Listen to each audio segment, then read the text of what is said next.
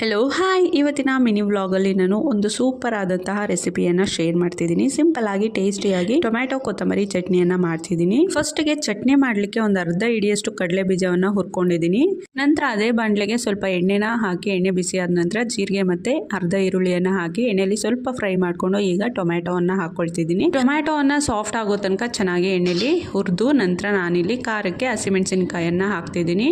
So ಹಾಗೆ ಒಂದು ಅರ್ಧ ಇಂಚಿನಷ್ಟು ಶುಂಠಿನೂ ಕೂಡ ಸೇರಿಸ್ಕೊಂಡು ಮತ್ತೊಮ್ಮೆ ಒಂದೆರಡು ನಿಮಿಷ ಎಣ್ಣೆಯಲ್ಲಿ ಚೆನ್ನಾಗಿ ಹುರಿದು ಈಗ ಒಂದು ಇಡಿಯಷ್ಟು ಕೊತ್ತಂಬರಿ ಸೊಪ್ಪನ್ನು ಹಾಕ್ತಿದ್ದೀನಿ. ರೆಸಿಪಿ ಹೆಸರೇ ಹೇಳೋ ಹಾಗೆ ಟೊಮ್ಯಾಟೊ ಕೊತ್ತಂಬರಿ ಚಟ್ನಿ ಅಲ್ವಾ, ಹಾಗಾಗಿ ಒಂದು ಇಡಿಯಷ್ಟು ಕೊತ್ತಂಬರಿ ಸೊಪ್ಪು ಹಾಕಲೇಬೇಕು.